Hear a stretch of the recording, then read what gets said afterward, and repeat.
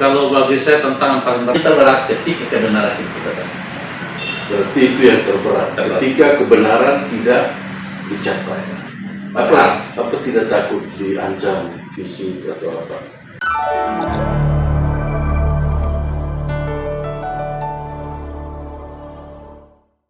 Bersama saya hari ini sudah hadir seorang narasumber yang tidak asing di kalangan praktisi hukum di NTT, Bapak yang saya ya, selamat jumpa, apa kabar Pak?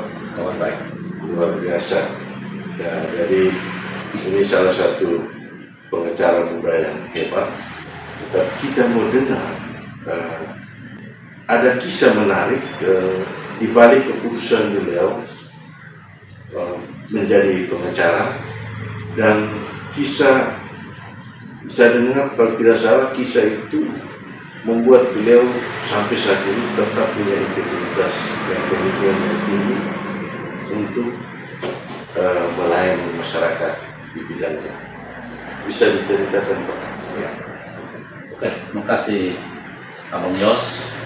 Kalau bicara kisah saya, kenapa sampai saya jadi seorang pengacara atau seorang lawyer, itu bagi saya yang ajarin saya untuk menjadi seorang lawyer adalah Sendar Bangunan Mandiri. Kenapa? Pada saat beliau bangun pabrik ready mix, orang yang gencar-gentor untuk menabrak adalah saya. Dan di situ baru memang basic saya ilmu sarjana hukum. Cuma bukan berarti sarjana hukum itu mengerti banyak tentang ini kalau tidak dalam terjun ke dalam. Nah, pada saat itu terkait dengan pelanggaran tata ruang, itu mulai saya kejar dengan beliau itu dari 2009 tentang pembangunan ready mix. Itu sampai Komnas HAM tuh saya banyak belajar. Dari situ saya mulai belajar susun gugatan TUN. Nah, itu pernah ajukan ke pengadilan TUN, cuma di situ bahwa daluarsa, tapi pokok perkaranya saya menang karena hakim sudah mengadili bahwa itu pelanggaran terhadap tata ruang. Kemudian saya pernah menggugat, itu renten ini, mulai belajar sampai duduk sampai jadi pengacara.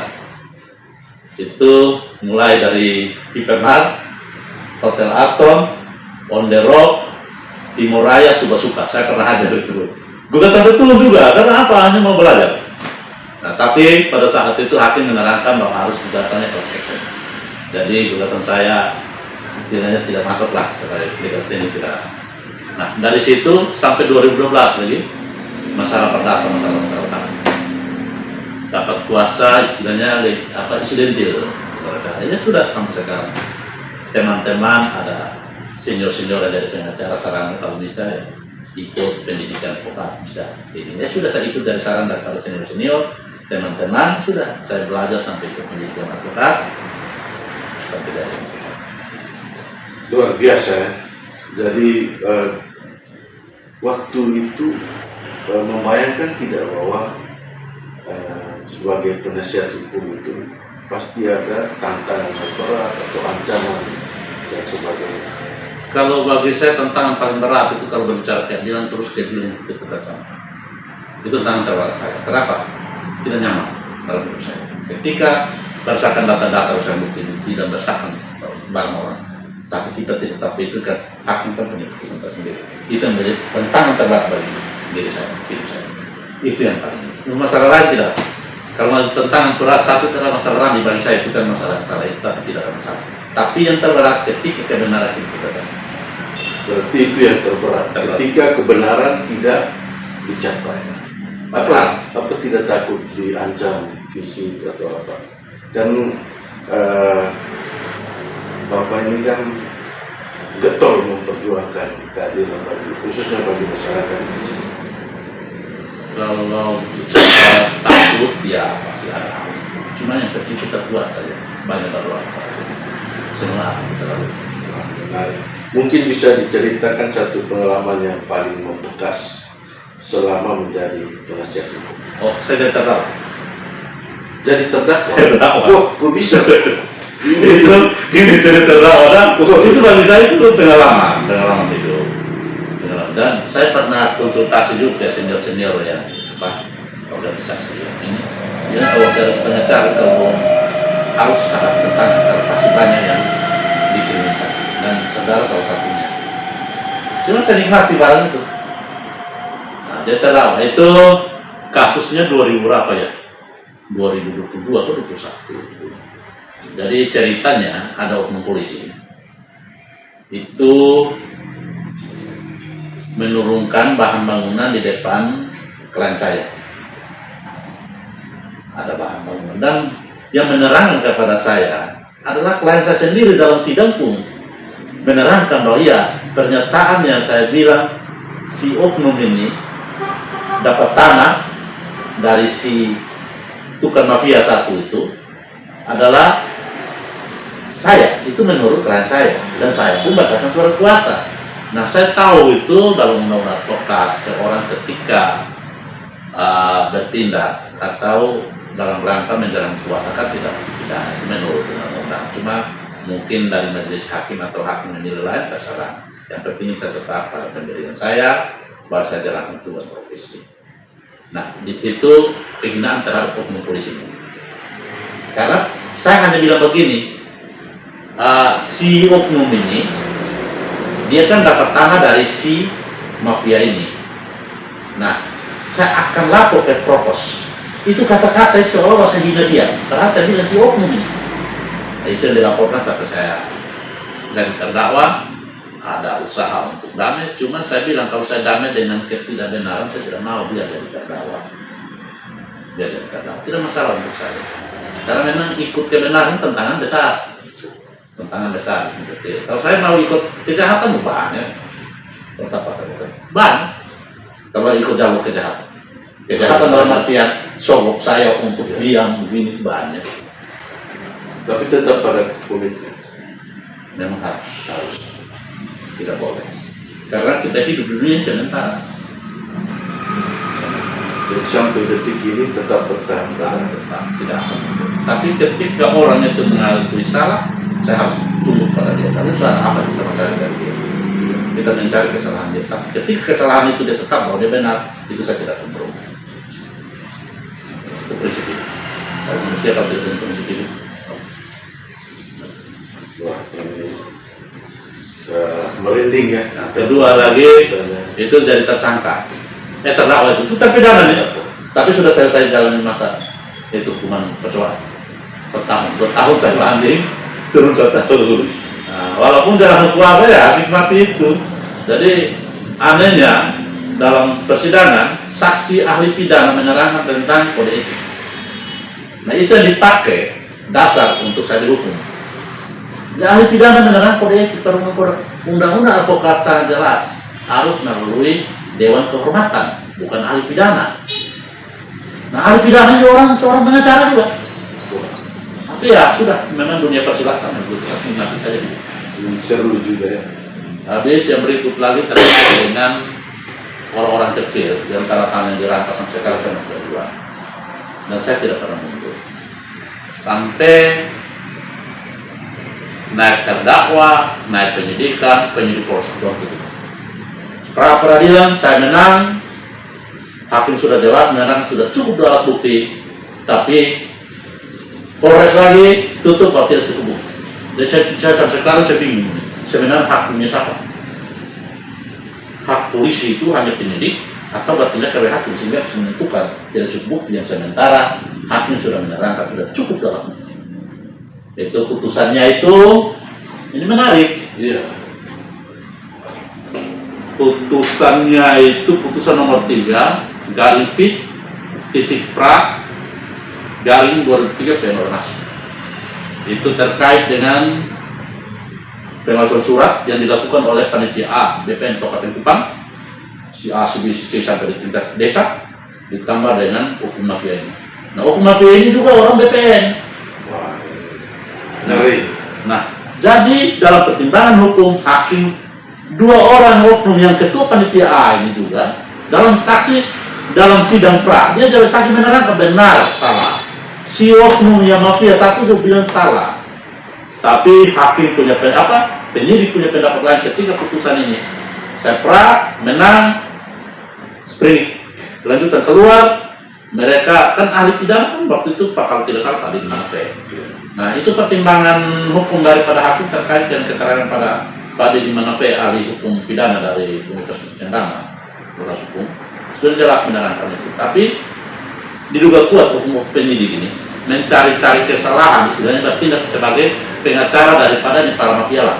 Bagi saya, kenapa harusnya Pak Deddy keterangan ini harusnya mendalami Pak Deddy keterangan, mengambil dia sebagai ahli kalau seandainya masih membutuhkan. Tapi dalam pertimbangan hukum, hakim hanya minta kalau objeknya kabur masih belum keyakinan dari penyidik, maka bersama DPR turun TKP memeriksa objek apakah sertifikat yang diterbitkan sama tidak dengan sertifikat apa dengan objek yang dieksekusi.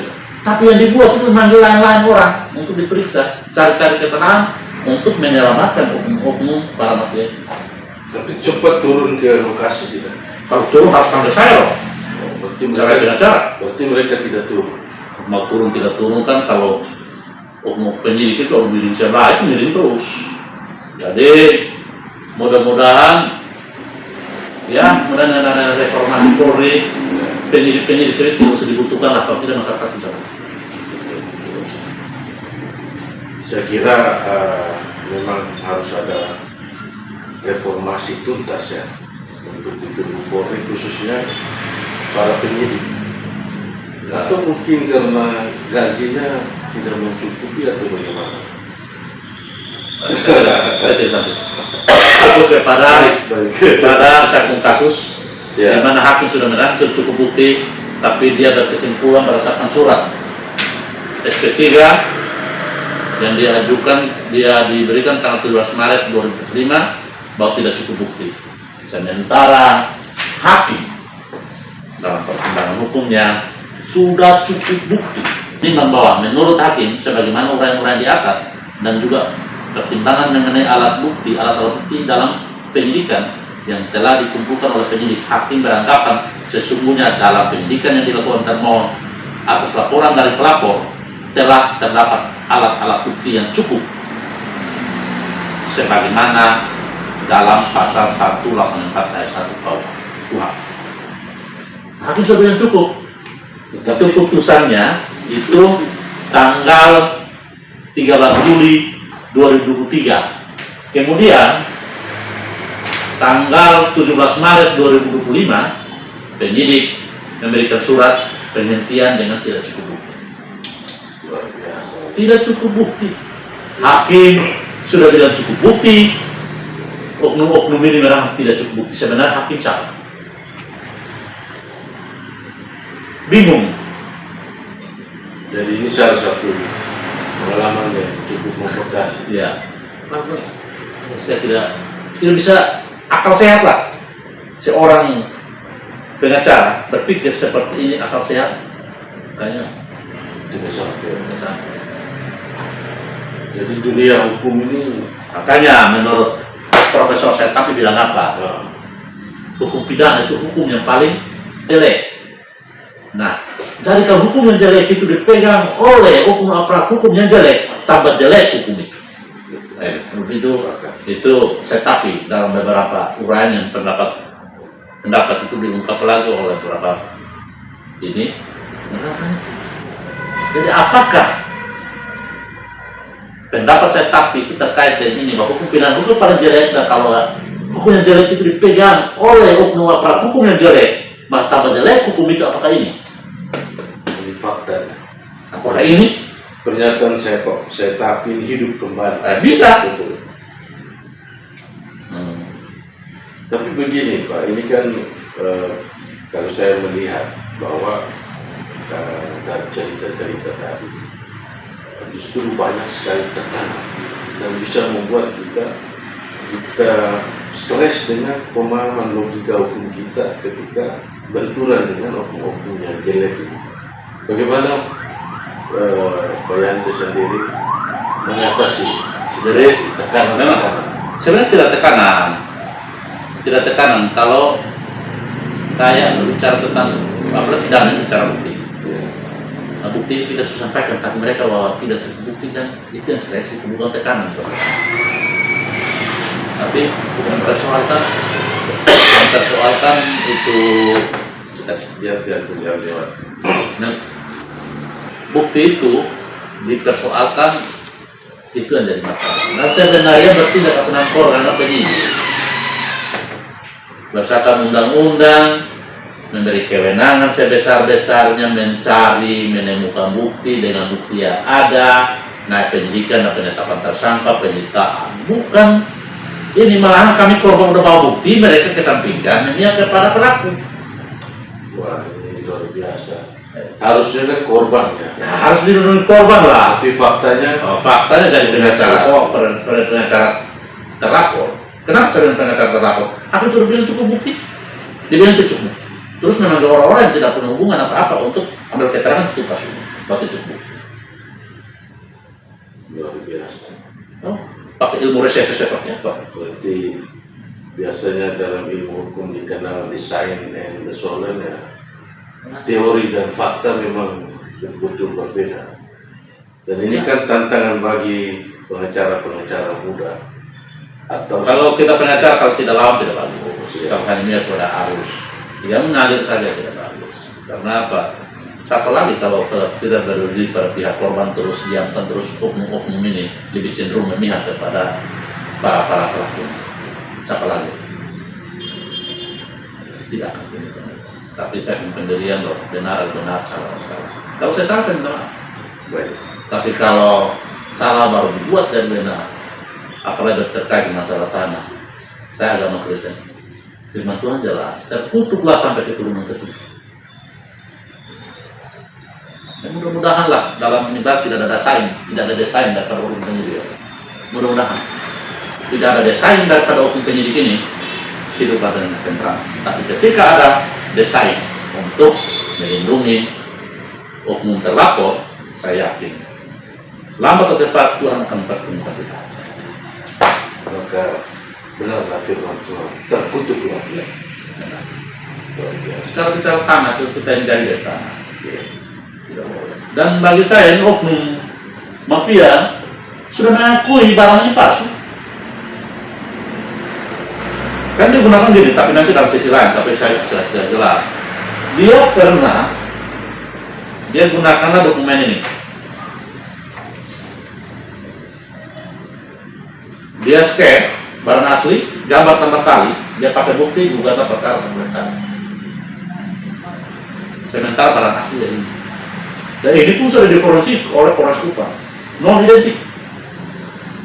Tapi karena penyidik menggunakan keterangan dia, harusnya kan keterangan terdakwa atau calon tersangka atau terlapor itu bukan mengejar pengakuan. Kuhap tidak mengajarkan tentang mengejar pengakuan, saya berdasarkan pada bukti. Kalau zaman HIR ya pengakuan. Malahan dalam hal ini penyidik percaya pengakuan dia. Sementara kertas saya udah beda. Sampai oknum ini obok-obok Polres Kupang. Lapor pra peradilan, buat perdata, lapor sana lapor sini terhadap penyidik. Obok-obok tapi kan juga dilindungi. Ngaco. Luar biasa. Ini non identik. Scan gambar kali pakai untuk bukti. Dipercayalah oleh aparat hukum. Baik, Orang pidana. ini menarik sekali ya pemirsa. Tapi mungkin nanti kita bahas, kita akan ini pasti penasaran masyarakat. Tetapi nanti kita akan membahas versi khusus untuk kita bongkar fakta di balik kasus ini. Itu berdasarkan pra peradilan dibongkar. Mungkin ini terakhir Pak Yanti. Kalau ada anak muda yang ingin jadi penasehat hukum, apa pesan? Kalau anak muda jadi pengacara, dunia pengacara ini antara hitam dan putih. Dan bahagialah ikut putih. Berbahagia. Dia tidak terpancing dari ini kata kemudian kebenaran. Tapi kalau dia ikutlah hitam maka seperti selesai. Siapa yang kita harapkan oleh masyarakat besar. Jadi saya tidak berpesan khusus, tapi ya ingat kebenaran. Jadi saya kembali, saya tidak mau terpancing oleh apapun. Berbicara tentang masalah hidup ini kan sementara. Sementara hidup, mati ke dalam kosong, berpikir mau kaya raya dari hasil kejahatan untuk apa? Tapi nikmati saja. Tuhan sudah atur tentang masa lalu, ini hari ini atau ini yang tidak teroleh. Suatu ketika kita dapat sesuatu yang kira-kira ya ini itu cara Tuhan menginginkan kita sudah bekerja dengan ketulusan kita. Tapi ada juga cara kotor melalui setan dengan cara memperoleh dan suap menyuap, bermain kasus supaya cepat dari ini. Itu cara setan juga. Nikmati ya, ya tidak. Jadi ada dunia hitam dan Dunia pengacara ada hitam dan putih. Dunia pengacara ada hitam dan putih. Ya, tinggal Anda memilih yang putih atau yang hitam. Tapi kalau sudah terlanjur dalam hitam, tidak mungkin kembali. Atau kalau dalam firman Tuhan bertobat atau kalau bertobat pasti ya. Bertobat lah. Tapi bertobat lagi berulang bisa lagi. Luar biasa. Baik pemirsa, terima kasih. Hari ini kita ngobrol santai bersama Pak Yance Tobias Mesak. Tetapi kita ada beberapa kasus, mungkin 5 kasus. Ke depan kita akan dalami bersama beliau. Jadi jangan berhenti untuk mengikuti tautan kami, karena akan ada pengetahuan yang luar biasa, akan ada pemahaman yang luar biasa bagaimana proses, dan kita akan melihat bagaimana sisi gelap aparat penegak hukum atau sisi terangnya. Dan kita akan bersama Pak kita kupas tuntas melalui fakta-fakta di lapangan maupun fakta persidangan. Oke. Terima kasih, sampai jumpa. Selamat.